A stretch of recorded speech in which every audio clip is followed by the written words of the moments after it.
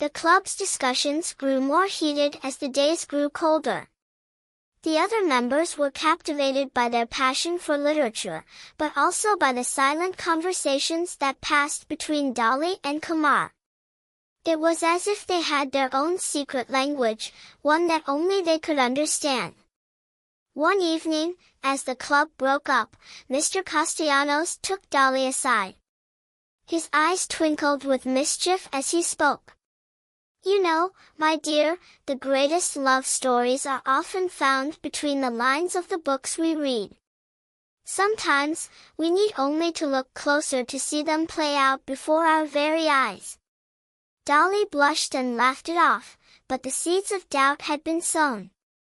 Was there more to her friendship with Kumar than she had allowed herself to believe?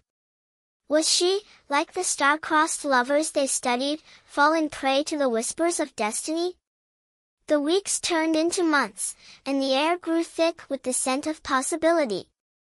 The school buzzed with excitement for the upcoming Winter Festival, an annual event where the literature club put on a play. This year, it was to be A Midsummer Night's Dream, and Dolly had been cast as Titania, the Queen of the Fairies. Kumar, with his introspective nature, was chosen to play the melancholic lover, Lysander. As they rehearsed under the watchful eye of Mr. Castellanos, they found themselves drawn together, their lines becoming more than just words on a page. In the moonlit scenes, their eyes would lock, and for a heartbeat, it was as if they were truly lost in the enchanted forest, their hearts entwined by Puck's mischievous magic.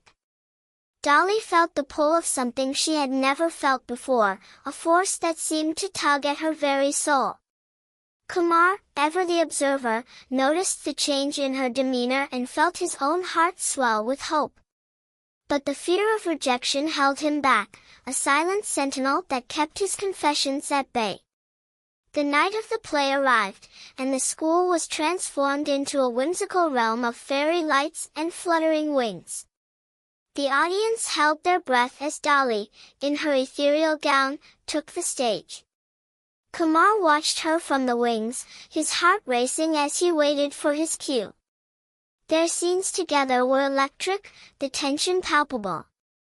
Each touch, each glance, every shared line resonated with an unspoken longing that even the most unromantic of hearts could not ignore.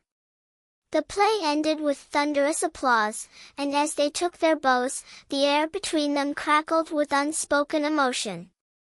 The cast and crew gathered backstage, their faces flushed with excitement and exertion. Dolly searched the crowd for Kumar's eyes, but he had slipped away, lost in the shadows once more. She felt a pang of disappointment, but the applause soon turned to cheers as Mr. Castellanos announced a surprise. Once upon a time, in the quaint town of Willowwood, nestled amidst the verdant hills and whispering forests, there was a peculiar school.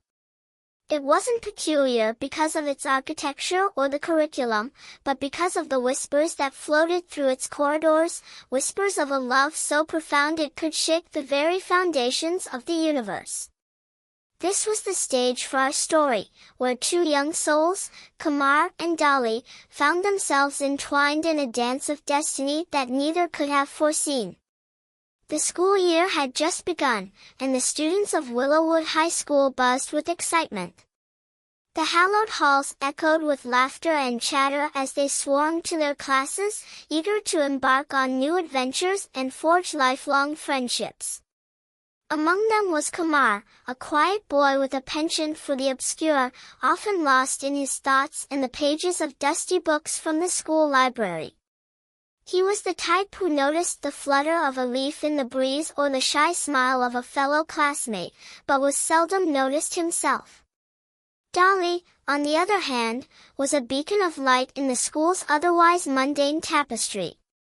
With her infectious laughter and a heart as warm as the sun, she could charm the birds from the trees and the secrets from the most stoic of hearts. Her fiery spirit was matched only by her intellect, which set her apart from her peers and earned her the respect and admiration of her teachers.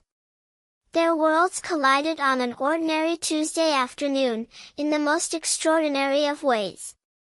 Kumar, his nose buried in a book titled The Philosophy of Inconsequential Things, sat in the library's corner, oblivious to the world around him. The scent of aged paper and the comforting silence were his only companions until a sudden commotion pierced the calm. Dolly rushed in, her cheeks flushed and eyes wide with panic. She clutched a crumpled piece of paper in her hand, which fluttered to the floor like a fallen leaf. Without a second thought, Kumar leaped to his feet and picked it up, smoothing the wrinkles with his gentle touch. Upon her approach, he offered it back with a quiet, "I believe this is yours." The paper was an invitation to join the school's elite literature club, a society of scholars known for their intellectual prowess and eloquent debates. Dolly, whose heart raced at the thought of discussing her favorite sonnets and novels, had been hoping for an invitation for weeks. She took the paper with trembling fingers, her eyes brimming with gratitude. "Thank you," she whispered, her voice a melody that resonated within Kumar's soul. He merely nodded, retreating back into the shadows of his books, but the encounter had left an indelible mark on both of them. From that moment on, their paths began to intertwine like the roots of ancient trees, growing stronger and more entangled with each passing day. The literature club met in a small, cozy room at the top of the school's ivy-covered east wing. It was a sanctuary for those who found solace in the worlds woven by words. The club was presided over by Mr. Castellanos, an eccentric English teacher whose love for Shakespeare was rivaled only by his collection of antique fountain pens. On the first day, Dolly walked in with a spring in her step, her heart fluttering like the pages of a book in a storm. She was greeted by the warm, welcoming faces of her fellow club members, but it was the sight of Kumar, already seated at the round table, that made her knees wobble. He looked up, and for a brief second, their eyes met, and in that fleeting moment, an unspoken understanding passed between them. The club's first assignment was to read and discuss Romeo and Juliet.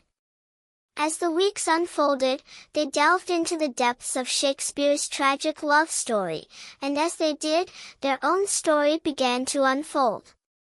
They sat side by side, their heads bent over the same page, their fingers brushing together as they pointed out their favorite lines. It was as if the stars had conspired to bring them closer, to make their hearts beat in unison. The more they talked, the more they discovered their shared love for the obscure and profound. Dolly, with her fiery spirit, found in Kumar a kindred soul who understood the quiet beauty of words. Kumar, for his part, was drawn to Dolly's vibrant energy, which seemed to illuminate the very pages of the books they discussed. As the leaves outside turned to gold and the afternoons grew shorter, their friendship grew deeper. They spent countless hours poring over sonnets and poems, lost in the timeless dance of love and loss. The whispers of their names grew louder in the corridors of Willowwood High, not just because of their burgeoning intellectual reputations, but because of the palpable connection that seemed to glow around them. One fateful day, as they sat under the ancient oak tree, whose branches stretched out like welcoming arms, Kumar gathered his courage and shared with Dolly a poem he had written. It was a simple piece, but it held within it the vastness of his feelings for her. Dolly read it with rapt attention, her eyes shimmering with unshed tears.